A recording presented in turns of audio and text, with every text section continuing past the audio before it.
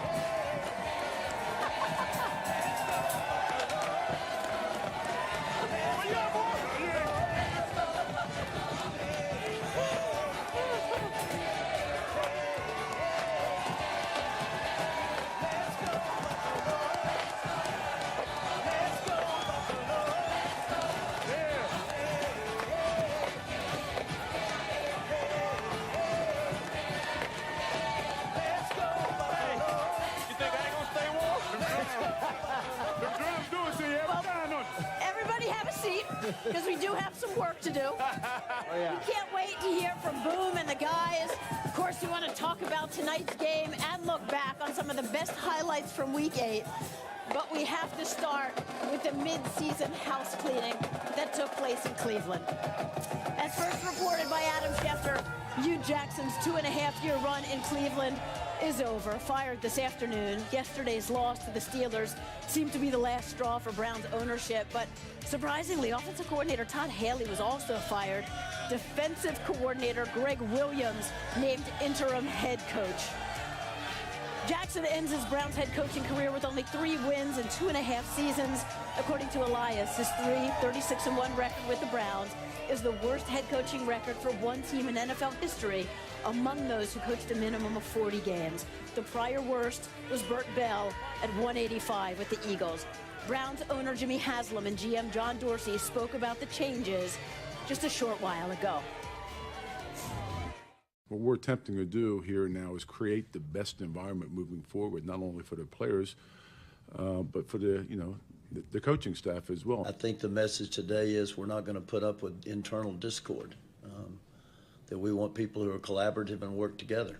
I think that the whole scheme is the same. I think the quarterback coach is the same, and I expect to see continual even more development from Baker moving forward. Our job is create that environment to help the player. That's what those coaches do. They teach and they guide and they develop, and that's all you can ask for. For the details, we bring in our insiders, Adam and Chris Mortensen. So, Mort, start us off here. Tell us how this went down. Well, Jimmy Haslam said the discussion started Sunday night and continued into the decision this morning. But there was a sequence, most of it focused on Todd Haley, as everybody's paid attention for the past week. But for Haslam and Dorsey, they had to get back to the elephant in the room. Hugh Jackson, he was no longer the solution, so he had to be fired, and he was. Next, Greg Williams was chosen as the interim head coach. But Haslam and Dorsey clearly did not believe Williams and Haley would create the environment that they were seeking, as they so stated.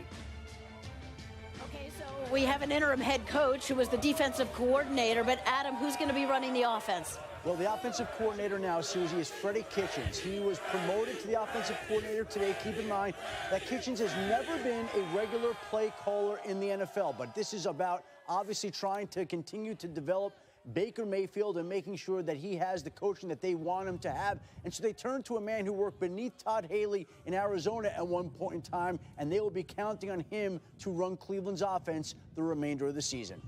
And Adam, looking ahead to the future, who might be some of the candidates to take this job? Well, Jimmy Haslam today, the Browns owner, didn't want to talk beyond the 8 games. He said that Greg Williams will have a chance to get this job if and when he's interested after the season. But this is going to be a wide search that we expect. Obviously, you'll hear the name Lincoln Riley come up, and you hear the name come up in connection to Baker Mayfield, who he coached at college, who he worked with so well. That will be one name that is linked to this job. There will be plenty more ahead in the weeks to come.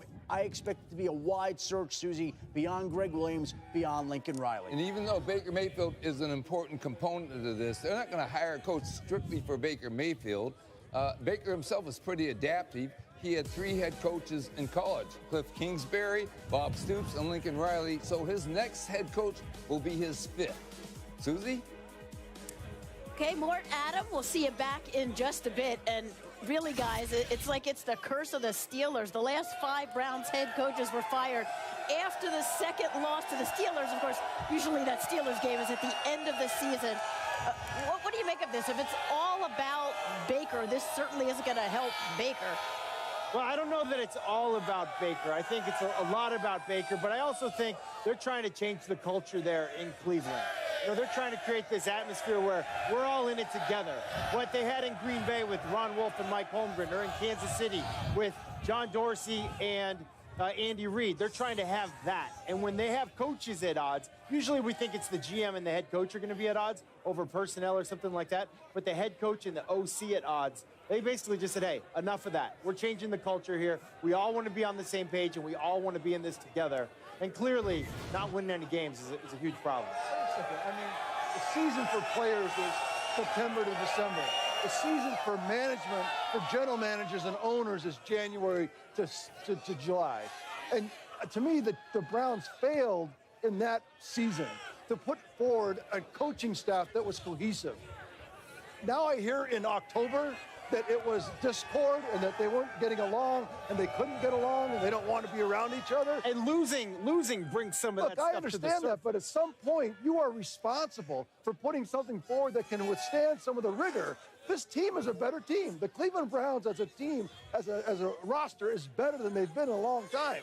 How about having the things that are more commodity work? Find the general manager, find the coaches, and not do in the middle of the season. Now the whole team is wondering, is this season just down the toilet? Is it just a guy never called plays before? Oh, 2018, oh, so much for that. Let's look for 2019. Management owes the players more than to put them in a situation like this. So there's another story that we're following. A former Browns wide receiver, now Patriots wide receiver, Josh Gordon, first reported by NFL Network that he's being disciplined tonight for tardiness. They're going to hold him out for at least the first few series tonight. You know, it seemed like he was off to such a great start. Randy, what do you make of this? Well, Susie, you're right. He did get off to a good start, but sooner or later he was going to get relaxed. And being in Bill Belichick's and New England Patriots camp, they will not let anybody be above the program, including Tom Brady. So, yes, he's tardy. It's just being able to teach him a lesson. I'm going to tell you why. Because tonight, Susie, he has to go out and perform. They need this win because next week is a bigger game than tonight's game. So Josh Gordon has to learn and understand the Patriot way. If he doesn't understand the Patriot way, Susie, he will not be there long. I said this when he signed with the New England Patriots, that I thought that this would be his last chance. And I'm talking about last chance in the NFL. This is a team that's known for their structure. Yeah. And like Randy said, they're not going to allow one guy to come in and be above the team. Josh Gordon has had a history of these type of infractions, and Bill Belichick can't just let it go. He has to stop it right now and nip it in the bud. So for Josh Gordon, I truly feel if he can't get on the right track within the next week, week and a half, he won't be a New England Patriots past the next 3 weeks. Yeah, Tom Brady had spoken so highly of him, and they had really developed a trust. Obviously, this is disappointing, and we'll see more information that we can glean throughout the evening. You know, this next thing, I may have to whisper it because it could get the crowd just a little bit angry. You know, Tom Brady has owned the Bills. He's beaten them. That's my dog, Susie. A record 28 times. He's not taking this game lightly, though. And this may help a healthy or close to healthy LaShawn McCoy, listed as questionable after suffering a concussion last week. We're waiting here that he is officially good to go, but it looks good. And Bills fans just hoping their passion and energy can lift their team over a hated division rival. Patriots, they're pretty candid about how tough these fans are on them. Even the trip to the stadium can be an experience in itself. Chris Berman, he's seen this rivalry for a lot of years. Boom, what do you have for us?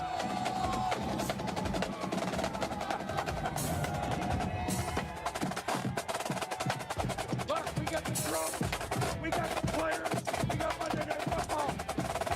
And we got number 34 on the road.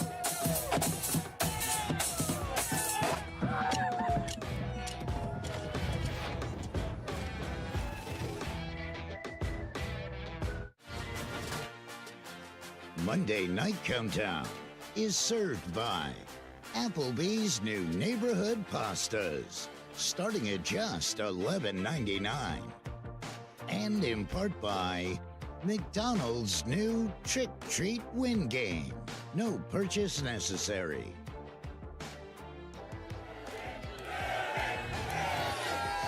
Fans here going a little nuts. You could describe it as really a college game day type of atmosphere. The scene outside New Era Field before a Bills game. It's an old school atmosphere of one of the league's oldest stadiums. So much amazing history produced here. And through the years, Chris Berman has seen it all.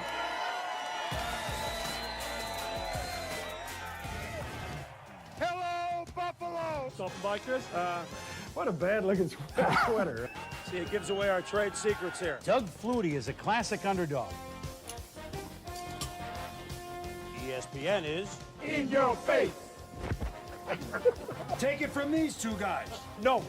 No one circles the wagons, circles the wagons. Like the Buffalo Bills, like the Buffalo Bills. And the Swami. And tonight, we have 3 Hall of Famers on the set. Well, too kind, Susie, and thank you for the warmth. The wagon is here, the fans are here, Monday Night Football is here, and 2 of the great players of all time in NFL history, number 12, Jim Kelly, and the man who tonight becomes only the 3rd man to have his number retired by the Buffalo Bills, number 34, Thurman Thomas. Thank you. You guys trusted me until this point. You trusted me for 30 years, right? Yes, and we now have. we bring you outside in this Thurman. They love you. First time right here in the parking lot, though, right? First time ever in the parking How's lot. the food? Good? Food is good. Atmosphere is great. You know, you guys realized this. You were young together when you came here. How quickly did you realize this was the fan base and what the Bills meant to these folks here in Buffalo? Well, you know what, Boom? Them retiring my jersey, it's not just for me. It's for these fans that have come out here year in and year out, that has supported this football team, that has supported this organization and this city. So my jersey retirement is for the fans of Buffalo. Well, Jim, you're here a year or 2 before Thurman came. It's training camp 88 when we all got to know each other really well. You start handing the ball off or throwing it in August or September in 88. What did you have in this guy right away that you knew? Well, the good thing I saw was everything.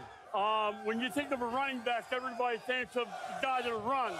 Thurman could do it all. Run, catch, run routes, and most important thing for me, be able to pick up the backside blitz when I didn't have to always have to look behind my back. You know what? Thurman, and he could do it all. And it was the K-gun offense, which was predicated on not much, no huddle, get up to the line, recognize. He was the key to the whole thing, right? He was. I mean, he'll say the same thing. We had Ken Hall. Yep. I had a couple Hall of Famers outside. But I would not be wearing that gold check if it wasn't from 34. Because like I said, there's so many things you look in a running back, but some of the things that he brought to the table was something you can't write up.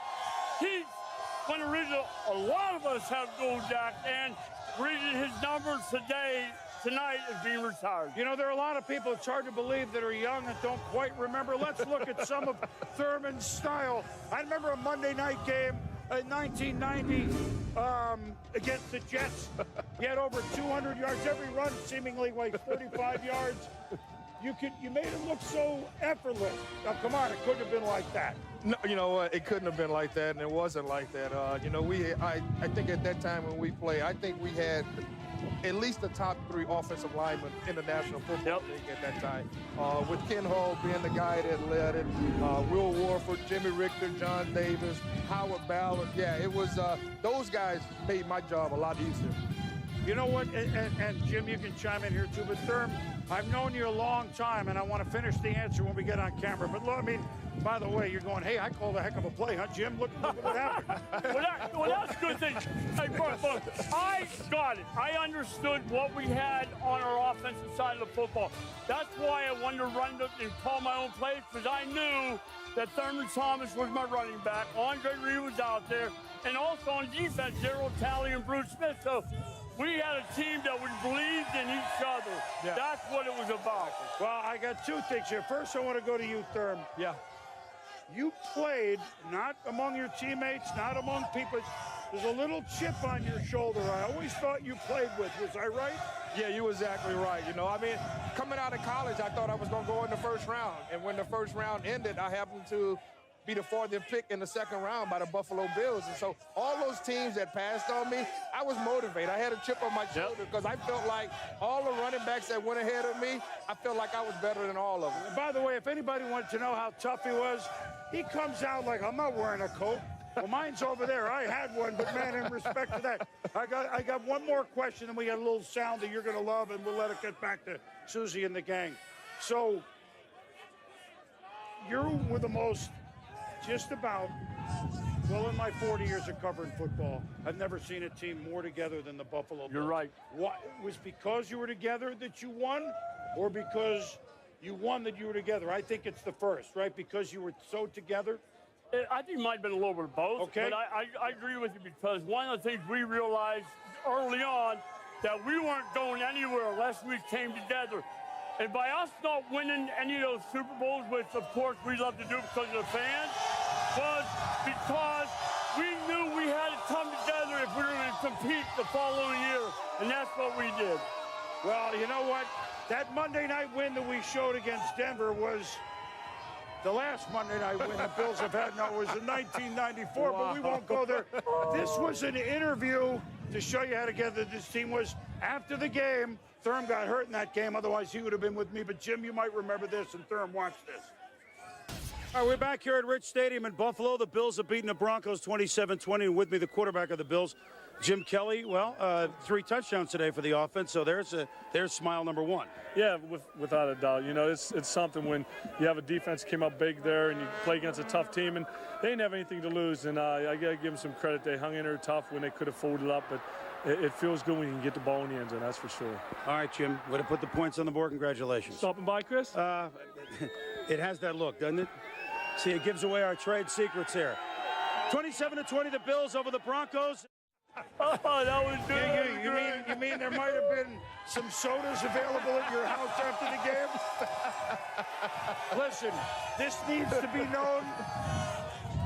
This is only the 140th number in the entire NFL to be retired tonight. Ladies and gentlemen, Thurman Thomas. Thank you so much, bro. Honored to be here. My man. Thanks, buddy. Thanks for being here. Hug. We'll be back. Thank you, man. You guys are the best. Thank you for all you know. That's it. Unbelievable. All the teams. 140. Wow. Packers, Bears, Giants, all. Who did that research for you? Somebody that Hands it off, and that's Connor turning the right corner. Still on his feet, gets to the end zone. Touchdown, James Conner. Coming up, how a career day for James Conner led to a third straight win for the Steelers. Louis Riddick breaks down the secrets behind the Steelers' offensive success. Coaches instill in our head that we have to have that mentality of let's just improve weekly. Regardless of what you've done good, whatever you've done bad, learn from it and don't let it happen again.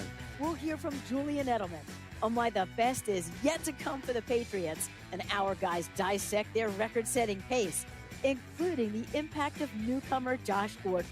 Plus, Randy counts down the best catches of the week in You got them all. and we reveal the moments that had us saying, Come on, man. It's a touchdown. And what are they doing? I believe that's an Irish line dance, Bob. Oh, come on, man. Stay tuned for Come On Man, brought to you by Geico. Welcome back to Monday Night Countdown, served by Applebee's. From here in parking lot 4, news from around the NFL. Bucs coach Dirk Cutter has named Ryan Fitzpatrick as the team's starting quarterback for Sunday's game against the Panthers. Fitzpatrick came in for Jameis Winston in the second half yesterday against the Bengals after Winston threw 4 interceptions. Mort and Adam are back with us. And Mort, I think Steve Young really put it best when we were in Tampa in week 2. Fitzpatrick is so great as a backup. That's where the magic happens. So how do you see this playing out going forward? I thought Steve was great as a backup to Steve Young, too. To Joe Montana, too, you know that. But it worked out all right with Steve. Look, what's interesting about this decision with Dirk Cutter, the head coach of the Bucs, making it, is that he said this is only for right now. It's just for this game. He made no commitment to Fitzpatrick beyond this. So maybe Steve will get his way because Jameis Winston was drafted as the quarterback of the future. But with one decision today, now there are questions about Jameis Winston's future in Tampa beyond this season. Remember, the Buccaneers picked up the 5th-year option for next year, $20.9 million, which is guaranteed for injury only. So if he's out there later this year and suffers an injury, the Bucs could be on the hook for that money when they don't know exactly what they're going to do with Jameis Winston. But when he got benched yesterday and again today, that opened the door on his future and what Tampa plans to do at the quarterback position going forward, Susie. All right, guys, we know the trade deadline is coming fast, 4 p.m. Eastern tomorrow. Adam, let's start with a couple names we've been hearing out there. How about Demaryius Thomas? Yeah, that's the name to watch right now, Susie. Of all the trade candidates out there, I believe he's the most likely to be dealt by the 4 o'clock deadline on Tuesday. Any number of teams have called the Broncos. Again, at the end of the year, he's scheduled to make $14 million next year. Denver likely would be moving on from him with all the good young wide receiving talent that they have with Cortland Sutton right now. And so I think Demaryius Thomas gets traded by the 4 o'clock deadline tomorrow. The question is where he turns up. And the phones are working all over the league. It's not just, there's several teams looking to see if they can help themselves. People want to know about 2 NFC East teams. Will the Eagles do something? I don't see anything there. And then will the New York Giants continue to move players? There's been some talks going on. We'll see what happens by deadline time. And, Susie, one other trade deadline note. LaShawn McCoy, the Buffalo Bills running back, who's been the subject of much speculation, is unlikely to get traded by the 4 o'clock deadline on Tuesday. That's because Buffalo values him too much. And unless another team steps up and pays a price it hasn't been willing, then McCoy will stay a Buffalo Bill, Susie. And that is good news for Bills fans, right? Yes. All right, let's go back to the Browns' loss to the Steelers. Pittsburgh running back James Conner had a career-high 212 yards from scrimmage, also added 2 touchdowns. He's tied for 3rd most touchdowns in the league this year, and his 922 yards from scrimmage are the 2nd most in the team's first 7 games of the season in Steelers history. And that leads us to Riddick's Rewind as we welcome in Louis Riddick and all of you to the Applebee's Neighborhood Grill and Bar.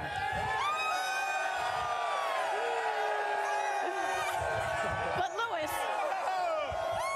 since we've got such a great crowd here, before we get to James Conner, and we see some 34s here, and Thurman Thomas was on the set. You have some family ties to this Bills team, too, especially at running back. How's that? Yeah, absolutely. Look, my brother played here during the 80s, Susie, during the Buffalo Bills heyday. He played with some of the great players that you saw sitting up there talking to Boomer. I spent a lot of time up here as a kid. I went to a lot of games at this stadium, and as a matter of fact, in the summertime, I used to run out here with my brother and some of the players like Joe Ferguson, Joe Cribb, some of the names from the past. It was a great time for me. It's great to be back here. Just a great scene. All right, so back to James Conner. Do you think there's any running back really could be doing more for his team? No, there isn't, quite honestly. Look, Susie, I mean, as you know, teams are always looking for value at the running back position in particular, and James Conner has provided that. Just look at some of the runs that he had just this past weekend, and they hit on a couple of these plays, some of these strong side powers, and just look at some of the lower body balance and the intestinal fortitude and toughness that this kid shows is just tremendous, and what it does, it just is filtering down to the rest of the football team, and this team right now is really cheering for James to continue the kind of performance that he's had. Look, you already mentioned the fact that he's third in the league in rushing. He's second in the league in terms of rushing touchdowns. I mean, when you're talking about a kid who's making the kind of money that he's making as compared to what Le'Veon Bell would be making, but general managers right now are going to be going, maybe we don't need to pay a guy that much money when we're getting this kind of production. All right, Lewis, we'll see you back a little bit later. Got it. So things are kind of crazy out here, but there's also a lot going on inside New Era Field. Players are warming up for this big rivalry game tonight. The journeyman Derek Anderson, when he got the call, he was on vacation with his family. Now he is expected to try to get wins for the Bills. We'll look forward to seeing how DA does tonight. And then there's the guy who has been a fixture at Bills tailgating really forever. They call him Pinto Ron. Yes, he grills on the hood of his old Pinto. Coming up on Monday Night Countdown, this is Pinto Ron. We're going to have the famous ketchup and mustard opening ceremony. You don't want to miss it.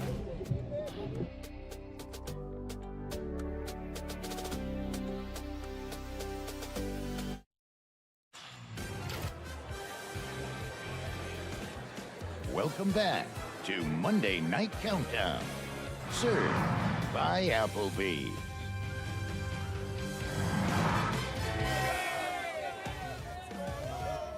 Sports Center with Scott Van Pelt after Monday Night Football. He'll have full post-game coverage of Patriots Bills. Plus, Kirk Herbstreit shares his top 4 college football teams with a surprise. And it's a Monday staple. The worst beats of the weekend. Sports Center with Scott Van Pelt tonight on ESPN and the ESPN app following Monday Night Football. So I'm not sure exactly where I'm looking here, but look, each week on the show, we show you the impact that players can have on their community. And this week, we have a double impact. Jason and Devin McCourty are identical twins, and they play defensive back for the New England Patriots. But they also have seen firsthand just how tough the disease sickle cell can be on a family. So tonight, with the help of Martellus Bennett and his Imagination Agency, we show you how the twins can be superheroes in the fight against sickle cell.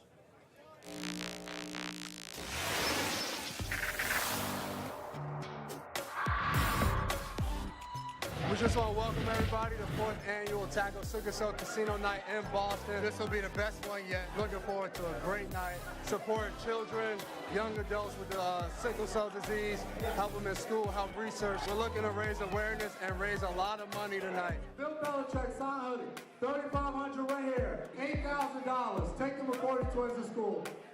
Do we have 12? We got 12. We appreciate you guys coming out to support. We'll continue to do all the great work in the community, and hopefully we inspire others to do the same. So once again, thank you, and we'll try to keep up the good work. Appreciate it.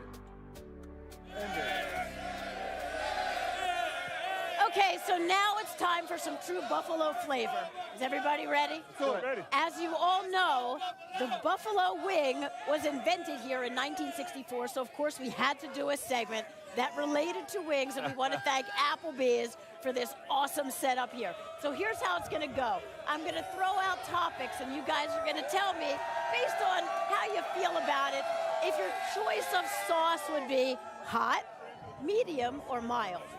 All right, so here we go. Let's see who the first victim is. I love it that Steve, the wing you're gonna was be invented first. in 64. Steve, all right, what's your sauce on the Patriots' chances of reaching their third straight Super Bowl? Doesn't it feel the same? This is like Groundhog Day. Yeah. I mean, it's like start slow in September, bring it on. They're going to be better offensively. There's not a team in the league, even Kansas City, they can't keep up with offensively.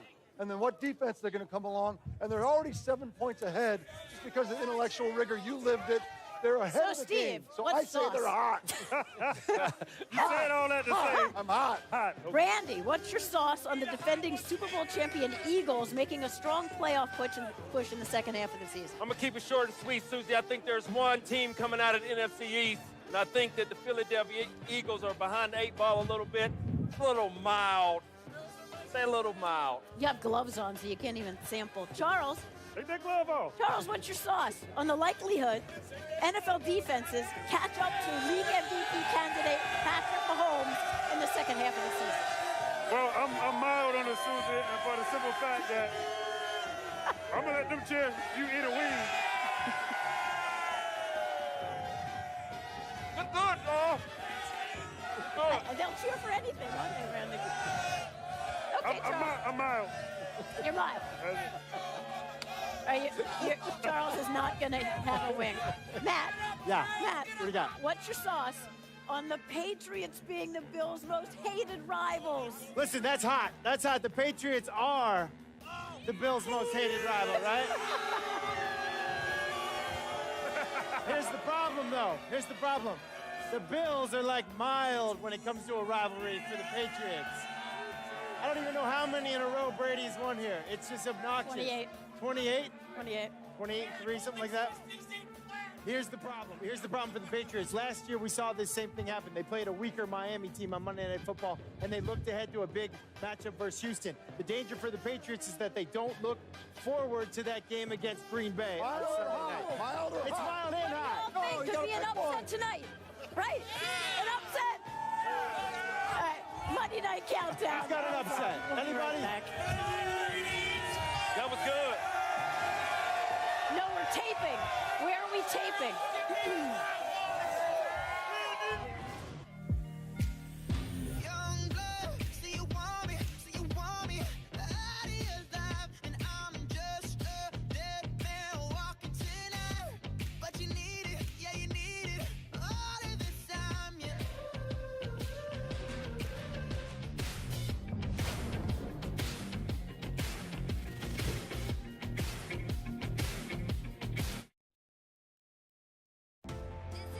Alabama's the clear #1, Clemson at #2. The chaos is just starting. What a night in West Lafayette. Notre Dame's got the next best resume. Michigan and LSU are legit. The first rankings reveal tomorrow, 7 p.m. on ESPN. And now, more from Sunday around the NFL, the plays that made us say, wow, it's Sunday's best. Matt, you're up first. Yeah, Carson Wentz, big win over in London, catches his own pass off a deflection for a first down on the opening drive, had 3 touchdowns in the game. Big win. Hey, Big Ben, watch this pump fake. 43-yard touchdown pass to Antonio Brown.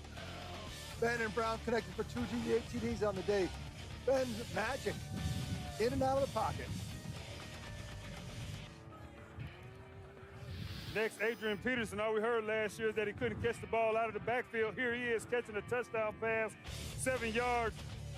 Then 60 yards. Adrian Peterson turning back the hands of time. The last person to do that at 33 years of age is Jim Thornton, Rocky Blyer, and Steve Bono. Right here, man, OBJ adds another amazing catch to his resume. Hey, Odell, baby, I feel your pain if don't nobody else feel it. But I'm going to tell you what, man, keep coming to work every single day, man. Show the team you're a pro. Way to go, Odell. Well, guys, Fitzmagic returned on Sunday. Ryan Fitzpatrick comes off the bench to throw a pair of fourth-quarter touchdown passes. One was 72 yards to Mike Evans. The other was 18 yards to tie down Ed O.J. Howard. But the Bucs' furious comeback falls short. Kareem Hunt takes the shovel pass. He told you last week that he can jump 6'9", but he didn't tell you that he also runs like a locomotive.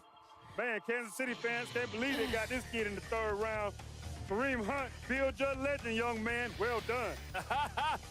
Sunday morning, Mitch Trubisky telling his inner Mike Dicker for Halloween. The Bears labeled him Coach Mitchka. On this play right here, as you see Tariq Cohen, I was wondering, where was the defense on this play? That was a great play by the Chicago Bears. Better play by Cohen. Josh Rosen, this is why we drafted you. How about this? Game-winning 9-yard TD pass to fellow rookie Christian Kirk with just over 30 seconds left in the game, capping an impressive 12-play, 73-yard drive. Yeah, that's why we drafted. Well, what about Todd Gurley's 32-yard juggling catch? 15 total touchdowns for this guy, most through 8 games of anybody since Priest Holmes in 2004. You remember that name, Priest Holmes? I remember. Well, remember this name, Todd Gurley. Now, won't forget it. That was Sunday's best. As for Monday's best, you know Bills fans are diehard and loyal. But how about this? Tying the knot outside New Era Field pregame. This was just this afternoon. Congrats to Patrick and Alicia Mayer. How romantic. And the statue of late Buffalo Bills founder Ralph Wilson just outside New Era Field was the backdrop for the nuptials. Bills fans are certainly hoping that Josh Allen will be their franchise quarterback. And QB related, these guys have been the most productive from a fantasy perspective this season. Patrick Mahomes is averaging the most points per game and is followed by Matt Ryan, Cam Newton, and Ryan Fitzpatrick. Here's Matthew Berry with more on Fitzpatrick regaining that starting job in Tampa Bay. Thanks, Susie. You know, most in-season quarterback changes don't have major fantasy implications. But not so this time, as Dirk Cutter makes the switch back to Ryan Fitzpatrick. You should do the same.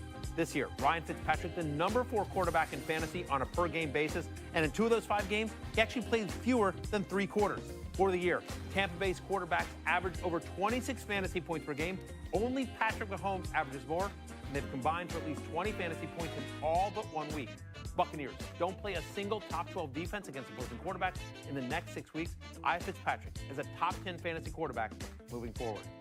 Hey, want the most in-depth fantasy football information? Or just, want to see a grown man talk to puppets? Then get the Fantasy Show, streaming all season long on ESPN+. Susie, back to you. Okay, Matthew, when we come back to Buffalo, we're going to dive into the underrated Patriots high-powered offense. So, by the way, LaShawn McCoy, who's coming off concussion, he is active. Rob Gronkowski, coming off of back spasms, he is active.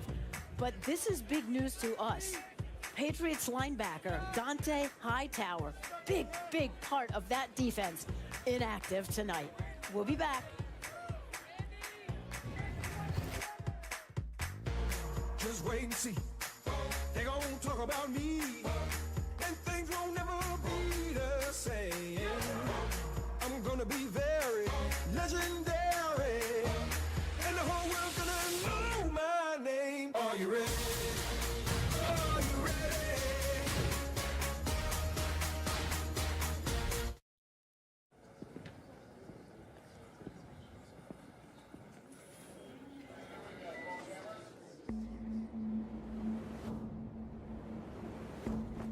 We're back at home, baby. We checked that dirt.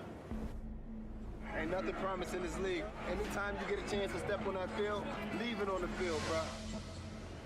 There is no tomorrow. Let's dominate today, fellas. Are you ready for some football? A Monday night party. Stage is set. Let's get it kick-started. Yeah. Let's go. TV 12 for 6. All right, friends are here on Monday night. And what a special night in Orchard Park. New Era Field playing host to bitter AFC East rivals. The Buffalo Bills host the New England Patriots in the first Monday Night Football game here in a decade. And that means Bills fans will be fired up, but also Patriots fans are known for making a big trip west to support their team. Patriots running back James White, the do-everything back, so valuable to this offense. In fact, he fuels the passing game as well. And you know, this might look like a mismatch on paper. So it sure helps that 6-time Pro Bowl running back LaShawn McCoy is good to go.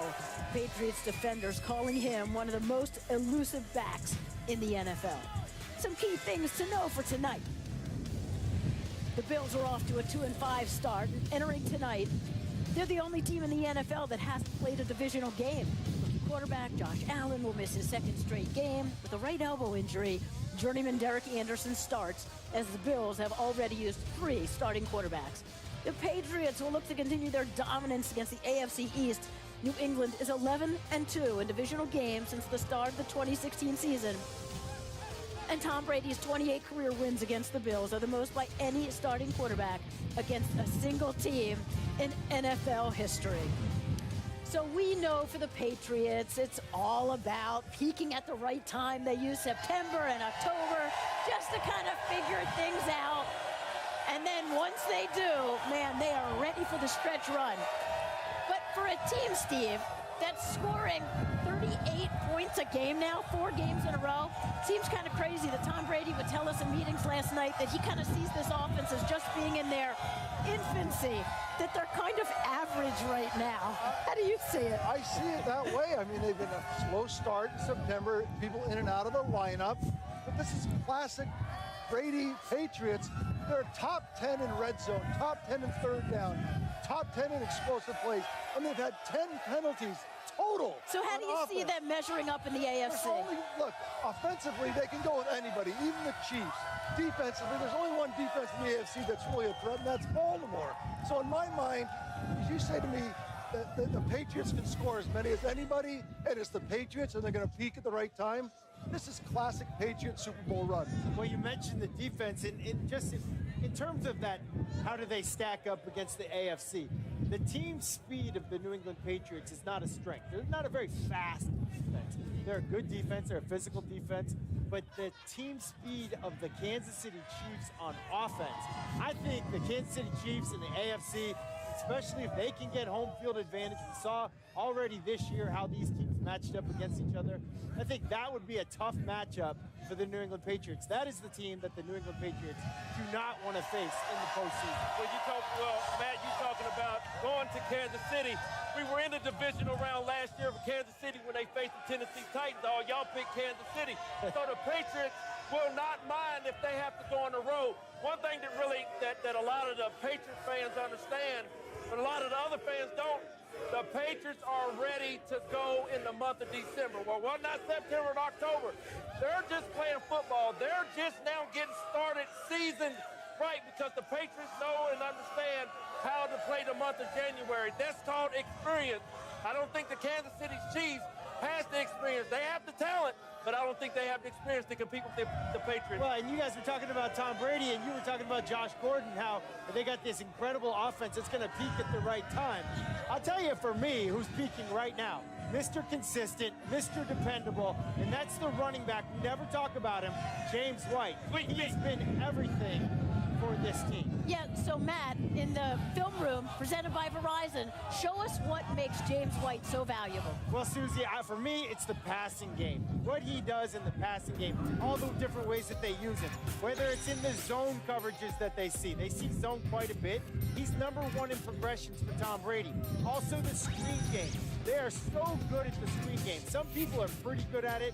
These guys are amazing. The linemen are great. The receivers downfield are great. The running back, the timing, everything's great. And then in the man game, choice routes, option routes, halfback on a linebacker, halfback on your strong safety. And then even we trust him in the gimmick plays. Hey, we're just going to see if it's man or zone, line up outside, come inside. Up, nope, push pass, touchdown, caught you sleeping. He's Mr. Dependable. He was named captain this year for a reason. They trust him. They've had a lot of change with skill players so far this year. He's been there consistently and as a quarterback, Jim Kelly mentioned it earlier tonight, Thurman Thomas. Yes, he did. What he meant to him is that security blanket, and I think that's what Tom Brady has in James White. Yeah, Brady calls him invaluable, and he is beloved in the locker room as well. So if he is the epitome of the Patriot way, sounds like at least this weekend, Josh Gordon is still learning the ropes. We reported earlier in the show, or NFL Network first reported that Josh Gordon is going to miss the first few series tonight, disciplined for tardiness. We'll keep you posted on that. As for Brady, White with a team-high 6 touchdown passes for Brady this season. Brady has 48 touchdown passes in his career on Monday Night Football, the 4th most in NFL history, and 6 ahead of our own Steve Young. With 2 touchdowns tonight, Brady will tie Drew Brees and join Dan Marino and Brett Favre as the only other players with 50 touchdown passes on Monday night. If you come to a Bills game, you're sure to run into this guy, Bill Superfan Pinto Ron. He grills on the hood of his old Pinto. And then there's this. The Rochester, New York native continues his tradition of being showered with ketchup and mustard by fellow tailgaters. Doesn't that look like fun, Steve? Oh, goodness. Why? His self-proclaimed rite of passage for Pinto Ron dates back to the middle of the Bills' Super Bowl years in 1991. They missed the bun. They missed the meat. Hey, you know how receivers and quarterbacks are often refer to their relationship as a marriage? No doubt, Julian Edelman and Tom Brady are a great match. Man, he was missed last season and for the first 4 games of this year. He's had a touchdown catch in each of the last 2 games. He could look at me and I could look at him on a certain play and we see a certain coverage and he'll just say, babe, get open. And I'll give him that look and we'll do it. Straight ahead, Julian Edelman sits down with Jason Witten and takes us inside his special bond with Tom Brady. Also coming, Amari Cooper was dealt to Dallas. Could more wide receivers be on the move? Mort and Adam are back with everything you need to know before tomorrow's trade deadline. Plus, Randy unveils the top catches of Week 8 in You Got Moss. And we'll show you the moments that had us saying, Come on, man. Film Room is brought to you by Verizon. The best unlimited is on Verizon, America's most awarded network.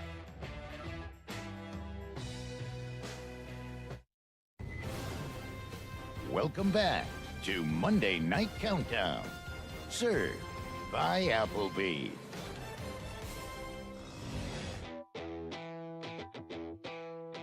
Do you know who I am?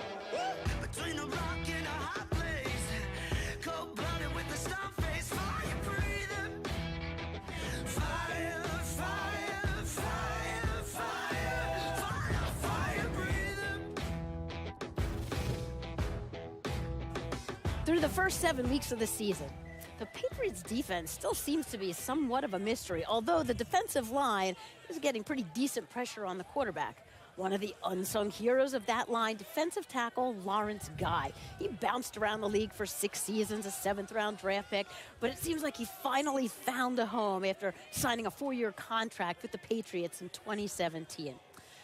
But the battle in the trenches for Guy really began with a battle in the classroom. Here's Michelle Beisner-Buck. The faster I start reading stuff, words just start just jumping or letters will flip over. It's just something in my head that just does it. And as I'm reading, I'm like, whoa, that did not sound right. Your learning challenges shouldn't define you as a person.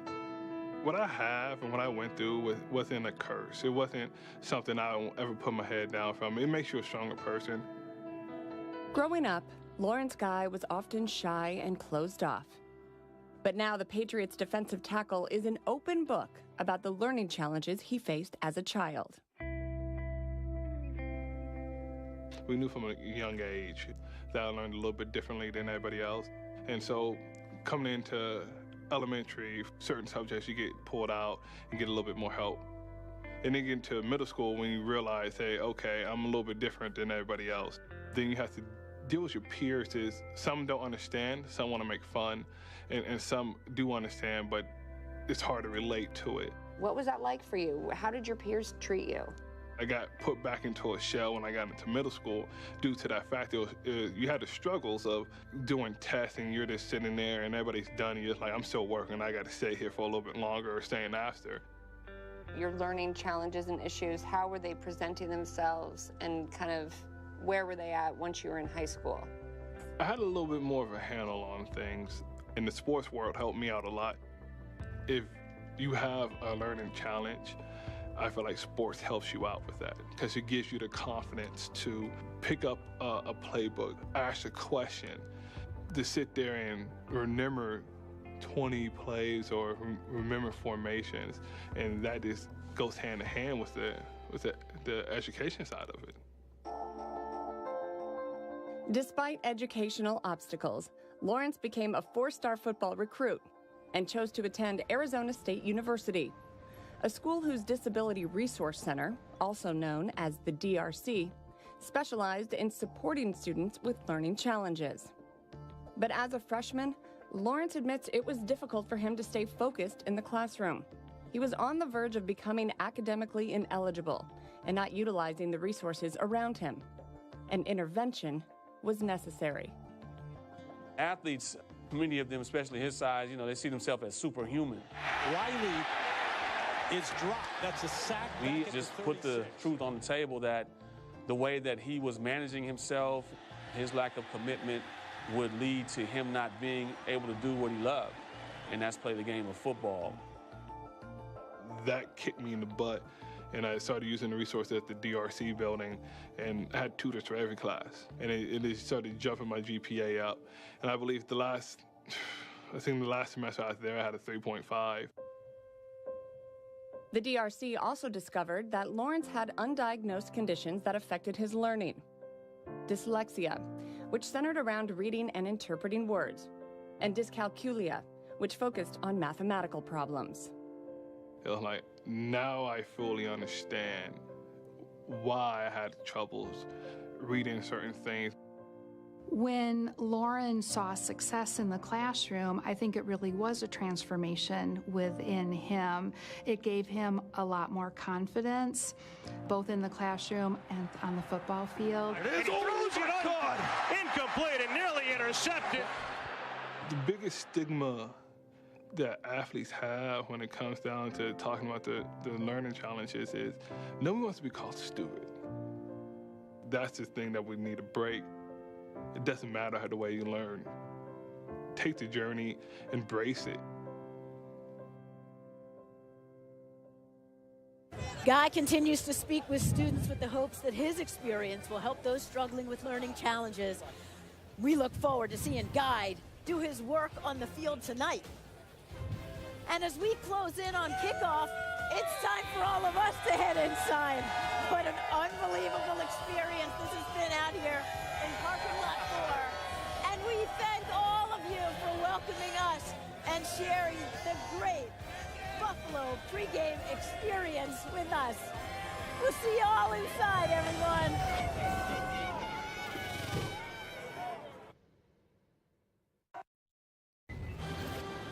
Welcome back to Monday Night Countdown, served by Applebee's. And welcome back to Monday Night Countdown, a very busy day around the National Football League. None busier than in Cleveland, where the Browns decided to fire their head coach, Hugh Jackson, and their offensive coordinator, Todd Haley, and appoint Greg Williams, their defensive coordinator, as the interim head coach. Mort, what else can you tell us about it? Well, owner Jimmy Haslam and GM John Dorsey spoke about internal discord.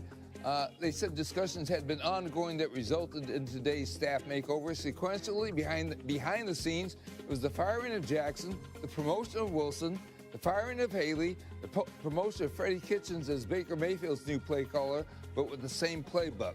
The owner and GM did not want to discuss the future other than to say the revised staff and players will need to play out the final 8 games. And the Buccaneers made a quarterback change, much like the one they made earlier this season. And again on Sunday in the loss at Cincinnati, Jameis Winston benched. Ryan Fitzmagic back in the starting lineup for Sunday's game against the Carolina Panthers. Buccaneers head coach Dirk Cutter says it's just for right now, meaning one game. They'll reassess after that. But the signs have been on the wall. It looks like Jameis Winston's time in Tampa right now is uncertain. The trade deadline is Tuesday, 4 o'clock, and the player most likely to be dealt might just be Broncos wide receiver Demaryius Thomas. Teams have been calling Denver, which has a glut of young wide receivers right now. It's looking to get on the football field. Thomas is scheduled to make a lot of money next year, so the Broncos figure why not get back picks right now. Looks like Thomas could be dealt by 4 o'clock tomorrow. And not the same headline of trading for Amari Cooper, but the Cowboys' urgency continued today when Paul Alexander was fired after just 7 games as their offensive line coach.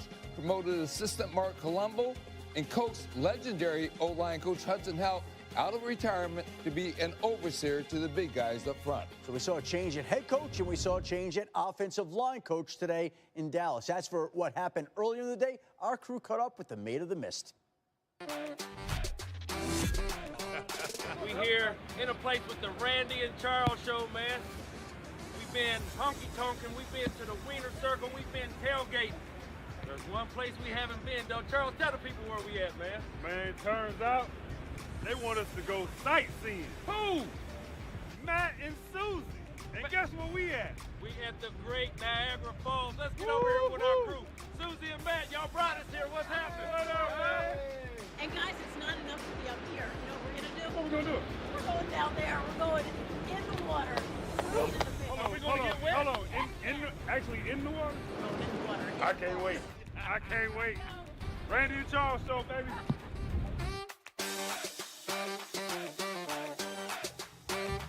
Oh, boy. Hey, the boat stops for no man.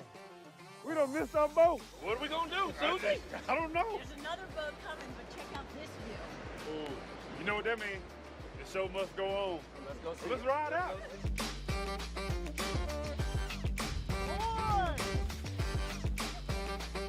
Monday night countdown. We're at the Niagara Falls, man. We gotta bring y'all something. Bills Patriots, who you with? Made of the mist. We own it. Hey, man, we told y'all we was gonna bring y'all something, man. We headed into the Horseshoe Falls. Why don't y'all come on in with us, man? The lifeguard can't even see. Get this wet. I do not entertain!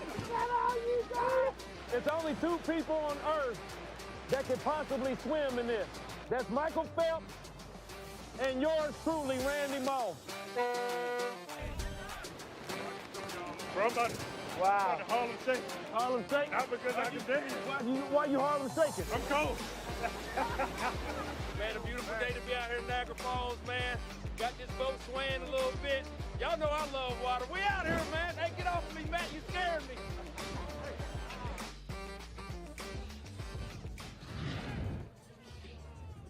The 3-time NFL MVP, 5-time Super Bowl winner, 13 Pro Bowls, man, a whole lot of Hall of Fame credentials.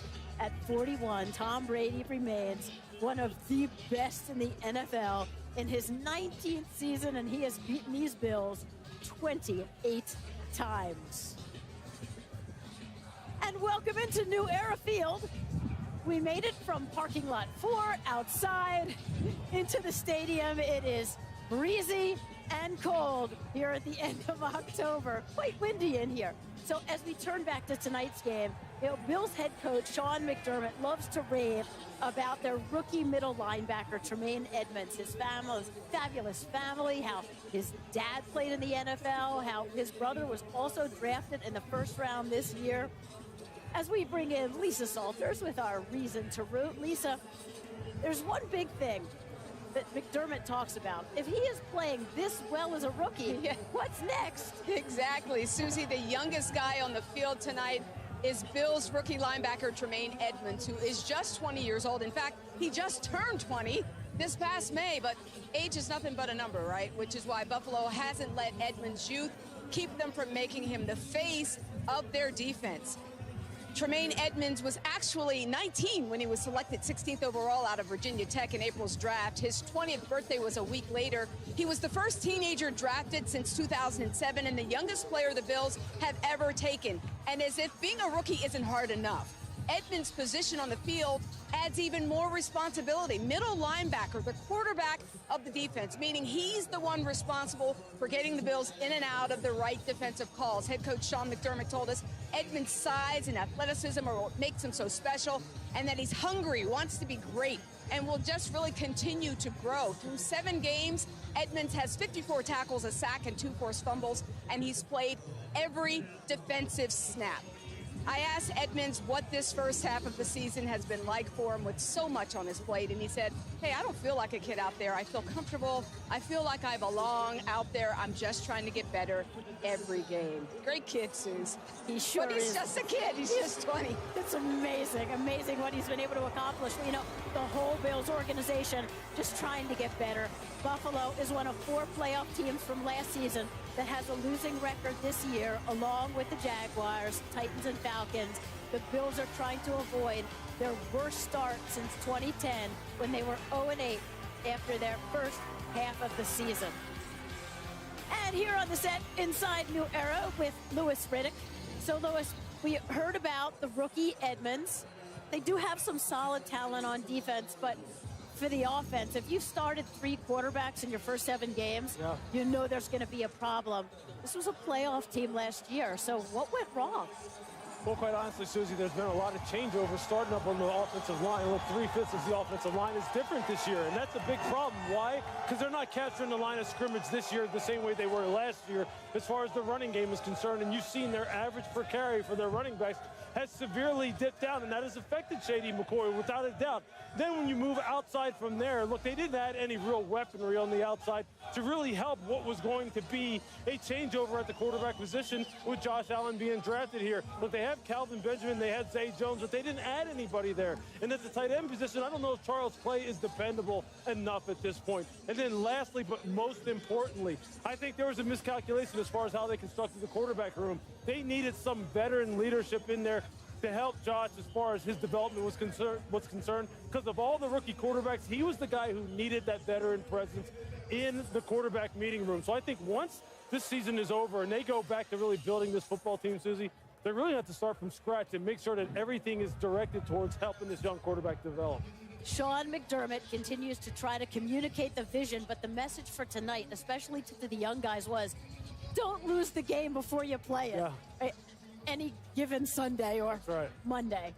But we hope that you'll be spending the evening with us on ESPN. Coming up in the commercial-free Genesis halftime show tonight, we'll break down the first half of Patriots Bills and have Thurman Thomas's number retirement. Scott Van Pelt interviews Kirk Herbstreit to preview the release of tomorrow's college football playoff rankings, plus a special musical performance by Bush. Oh, and what a pairing that is. The Hall of Famer, Jim Kelly. It was so great to see him here tonight. He's been through so much. Tom Brady has so much respect for the Bills' great. Of course, Brady, they call him the GOAT. What unbelievable accomplishments. You got Moss. Coming next on Monday Night Countdown.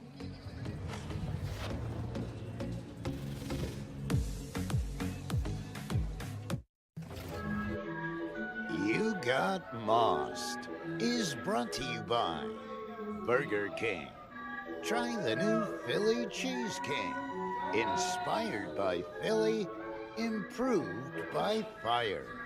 Only at Burger King. Previously on Sunday NFL Countdown.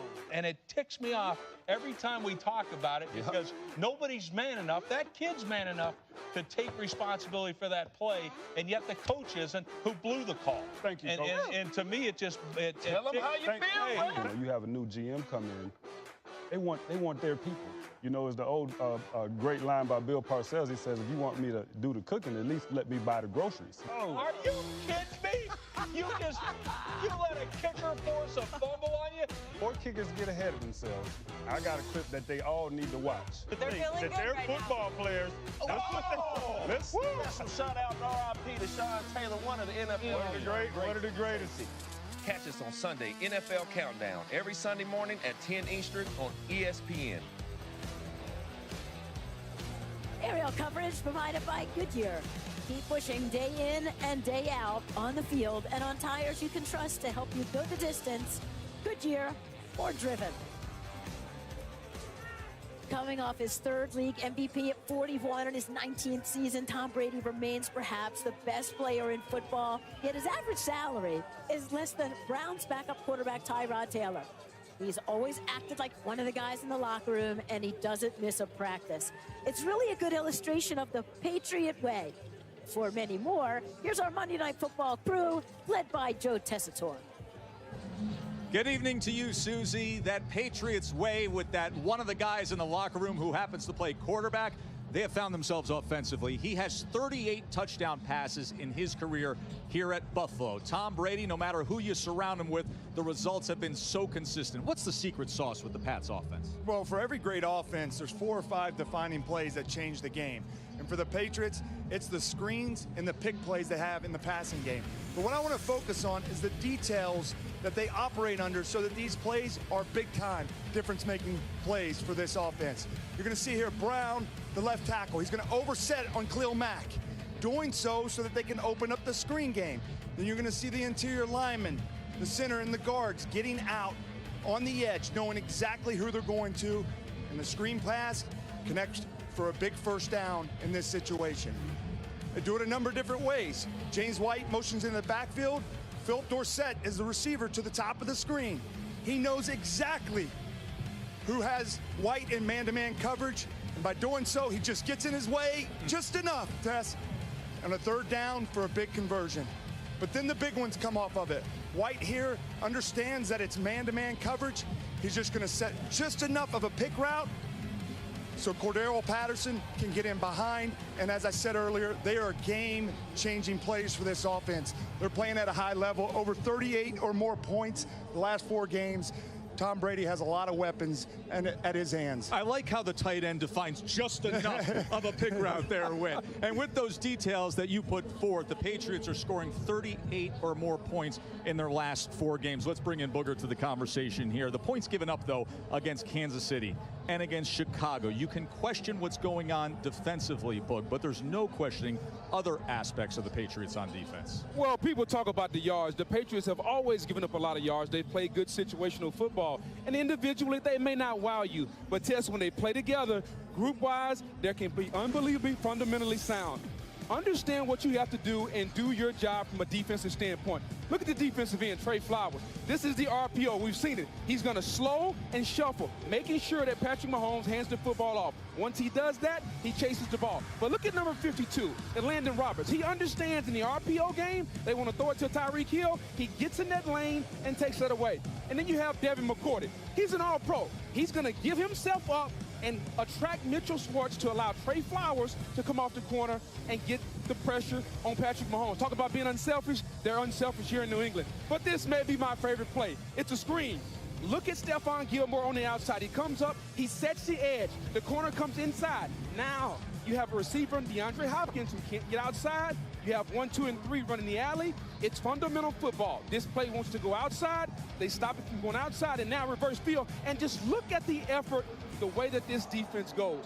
They may not be strong individually, but together it's like a fist. Together, they play very well. They're technically and fundamentally sound. By the way, that Pats defense only has 9 sacks this year. Their fewest through 7 games since '92. That team back then was 0-7 at this point. Far from the top AFC contenders on the field we get tonight. Susie, back to you. Yeah, Tess, the Patriots know they still have some work to do. And talk about great combinations. Was there ever really a combination as great as Tom Brady and Randy Moss? Because you know what? A lot of people have tried to say that Josh Gordon is the first type of receiver that Tom Brady has had since you. I asked Brady about that when we had our meetings with him last night. Brady really insisted there's not a lot of similarities. It's mainly a big difference that there's been nobody like you, because he just remembers you opening his eyes to a receiver who could really just go deep, and he would try to throw the ball as far as he possibly could, and he called them, Randy, one-man routes. And he gave an example that in 2007 against the Cowboys, he pretty much said to you, Randy, you just go wherever you want to go. Randy, you go anywhere on the field. I found you right here, Susie. I started on the left side and went clear across the field. Ah, you see it right there. I'm going to tell you what, 81 and 12. You didn't get them feet in. Man, y'all got them two down. That's called magic, man. Drop the ball. No, I did not. That's called magic. But that was a great play, Susie, but I had some great times with Tom. He called you the greatest downfield runner of all time, and he also has his own verb. It's time for You Got Moss. Well, let's get it started. That's why I call my man the greatest quarterback in NFL history. Well, let's get this thing started. Steve Young, number 5. Utah, UCLA, trick play, double reverse throw. Cole Fotheringham. Moss is over defender. Hey, look at that big tight end, Mac. Hey, Darnay Holmes, nothing you can do. You got Moss, number 4. Bronco Chiefs, Cortland Sutton goes up and catches the ball over the defender. Hey, young buck, the Denver Broncos gonna need more of that right there. Hey, Steven Nelson, man, get up and get your head around. Since you did, you got Moss. Number 3, Virginia High School, Javon Harvey with the one-handed catch in the end zone. Boy, I see you, Harvey. You got Moss. Hey, Steve Young, you talked about it. I'm going to go ahead and let you run. Colts Raiders. Andrew Luck finds Moali Cox for the one-handed Moss and the score. What? Darion Conley. You got to get some hops, big boy, because you just got Moss. I love it, Steve Young. Last but not least, this man has been exciting not just only Viking fans, he's been exciting football fans worldwide. Mr. Adam Thielen. Hey, P.J. Williams, this was a big Sunday night game. I guess Mr. Thielen wanted it more than you. You got Moss. Great job, Adam Thielen, for the number 1. You got Moss. Did he get number 1 because he had a Vikings jersey on? Might have had a little bit to do with it. All right. But he did catch that thing off his head, too. So He did take it now. I got to give it to him. Great play, Edelman. Thielen. All right, you got Moss. Good job there, Randy. You know what's still coming? It's another staple. It's Come On Man. And the Bills fans are into it. That's coming next on Monday Night Countdown. Monday Night Countdown is served by Applebee's new neighborhood pastas, starting at just $11.99. And in part by Experian. Identity protection has a new identity. And Overlord, in theaters everywhere, November 9th.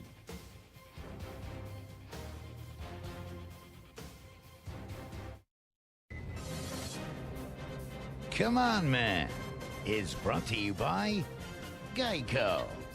15 minutes could save you 15% or more on car insurance.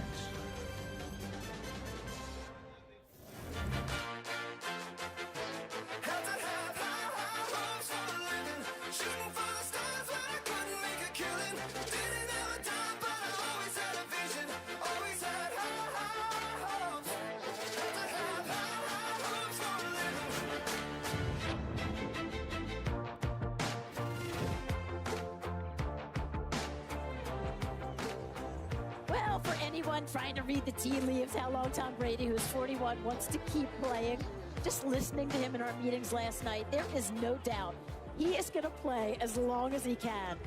He talks about how he just still absolutely loves everything about the game. Practice, the competition, getting to know new teammates, and of course, this offense is rolling. The Patriots got off to a sluggish 1-2 start this season, averaging just 19 points per game over their first 3 weeks. That left many wondering whether the Patriots' stranglehold on the AFC East could be coming to an end. But a 4-game winning streak has New England in line for yet another division title.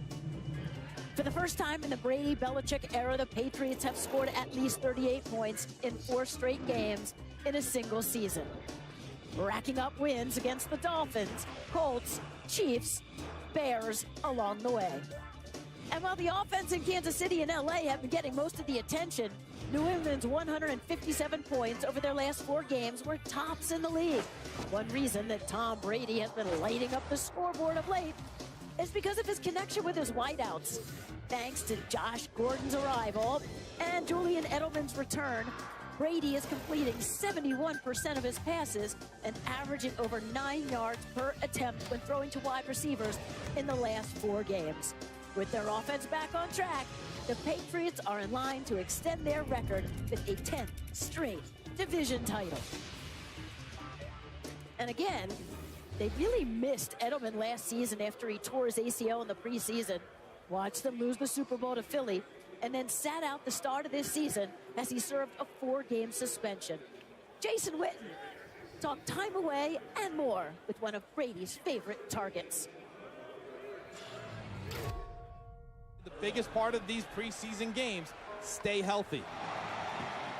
He's got Edelman again, inside the 20, cuts his way down.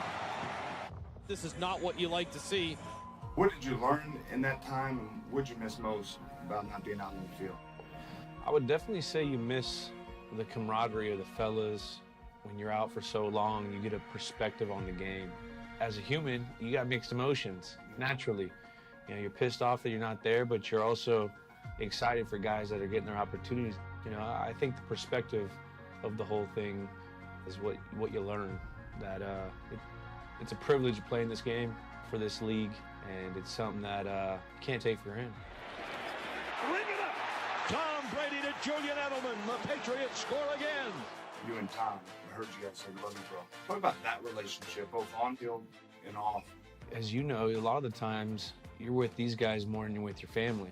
And then, you know, with Tom, we've obviously developed a relationship off the field because we've spent so much time when we're not as an organization together trying to, you know, work on our craft. And, you know, we're both Bay Area kids. He was a Niners fan, I was a Niners fan. Late round draft picks, competitive. You know, he's been a perfect professional for me to learn from. The dedication is second to none. You know, you learn from that and you respect that as a competitor, and a bond is made through that. He could look at me and I could look at him on a certain play and we see a certain coverage and he'll just say, babe, get open. And I'll give him that look and we'll do it. Is that your nickname, babe? I think that's everyone's nickname with him. He's a baber. He babes everyone. Legendary. What a throw from Tom Brady! Where is this offense at, and how's it evolved in the last 4 or 5 weeks? Well, our offense evolves weekly. And also in my last 4 or 5 years here, unfortunately, we don't play our best ball at the beginning of the year. Our coaches instill in our head that we have to have that mentality of let's just improve weekly. Regardless of what you've done good, whatever you've done bad, learn from it and don't let it happen again. Are you ready? They do a great job of keeping your head in one area all week. This week it's been the Buffalo Bills, and anytime you play in this division, you know, it's a battle. And this offense loaded with such a great variety of pass catchers. But Charles, what makes Julian Edelman so invaluable?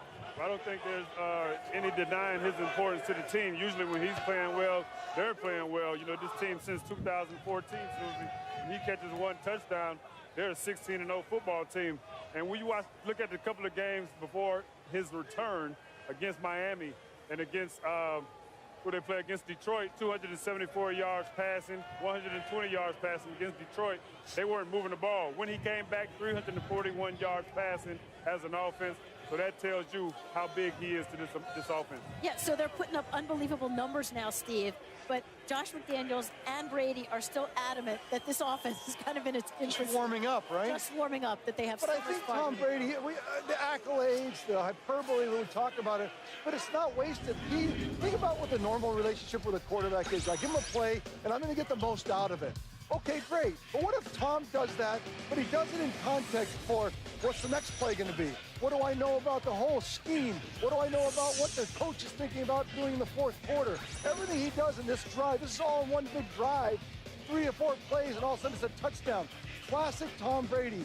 I play ahead of the defense. I come out of the huddle. I already have you beat before the snap of the ball. And because of that, that's why it's unfair. Defensive coordinators want to give up. They say, like, we cannot defend Tom Brady. He's ahead of the game. It's not fair. And Matt, Brady isn't happy that Gronk only has 1 touchdown catch, but he said especially earlier in the season when some of those other guys weren't in the offense, 2 and 3 guys were on Gronk. Still, though, it's so dangerous. Well, he's not happy, but because of Gronk, other things are working out well. And it really bothers me when I hear DBs say, oh, Gronk's not that good, he's not the best in the league, or I hear an announcer say that, because Gronk doesn't get credit for the things that he is so amazing at. That is blocking, that is drawing a double team, creating one-on-ones elsewhere. Rob Gronkowski's value to this team goes way beyond touchdown catches and catches in general. And Randy, everybody had been marveling about Josh Gordon, how on point he had been and how quickly he had picked up the offense. Well, maybe up until tonight, he has been disciplined for tardiness, and they're going to hold him out of at least the first few series. I mean, Randy, you were a part of this team. How key is it to the buy-in? Well, first of all, I think every player is entitled to a mistake here and there. Josh Gordon really needs to understand, and hopefully he has bought into the Patriot way. I said earlier that he was going to be embraced by guys like Devin McCourty and Tom Brady. So tonight, whenever he does get in the game, Susie, he has to earn his keep. Look for big plays tonight from Josh Gordon. All right, Randy, as we dive into our field pass here, another player that has just been invaluable to this offense is James White. Why so? Well, you heard Matt talking earlier about how valuable that this young man is to Tom Brady in this offense, but mainly being able to protect Tom Brady's backside from blitzes. I think tonight for me, going against Micah Hyde, the strong safety, and Will Backer-Milano, I'm going to have a lot of eyes on that because this man does catch a lot of balls out of the backfield for the Patriots. Look for a big night out of James White. Charles, White in the sights of Pro Bowl strong safety Micah Hyde. What needs to be his priority tonight? Well, Micah Hyde is a guy that they like to have around the line of scrimmage because he's a playmaker. But this is a challenge that he must step up to tonight, and being able to tackle guys in space. This team here, wide receivers and running backs, they got 800-plus yards after the catch. Michael Hyde has to be ready to come down in the box and get those guys down. Steve's journeyman quarterback, Derek Anderson, had been away from football for 9 months when he got the call. Started last week. What are your expectations? Derek Anderson, let that ball fly tonight. You might throw 5 picks, but you also might throw 5 touchdowns. And you need every one of them because we're talking about this Patriot offense is just getting warmed up, scoring 38 a game. Derek Anderson, let it fly. Matt, Stephon Gilmore, so steady in his second season with the Pats. What jumps out? Well, second season with the Pats, but former first-rounder to the Bills. Listen, I played against this guy. He's a smart player. Big, strong, physical, ran a 4.3 something coming out. But this is the kind of guy that Bill Belichick wants to play in this defense. Smart, heady player, good ball skills. They're happy to have him. Well, this defense has had an interception in every game this season, but they've also given up a bunch of touchdowns. They're really hoping to turn the corner tonight. Right. One of our final orders of business. Come on, man. Let's do this. Let's do this. All right. In Pittsburgh, wait a second. Following a safety, the Browns free kick to the Steelers. Well, let's see. Ryan Switzer, Roosevelt missed, and Antonio Brown forget that it's a live ball. Oh, wait. Let's just let it bounce because this is Pop Warner. No, this is the NFL. It's a live ball. Look, guys, in the end, these are simple rules. If you're going to... You get it. Let it be. No, you get it. No, I don't want it. Just let it be and give the Browns nice field position. All right, Mike, I know you don't like that. Come on, man. Okay, guys, in Los Angeles, Game 3 of the World Series. Big play for the Sox. Eduardo Nunez returns to a fired-up Red Sox dugout. Rick Porcello greets him with a few whacks to the face. And Nunez headbutts Porcello in the mouth. I love those sound effects. Better count those teeth. What is going on in that dugout? I don't know, but we're world champs. But guess what else? Rick Porcello, guess what you made? You made. Come on, man.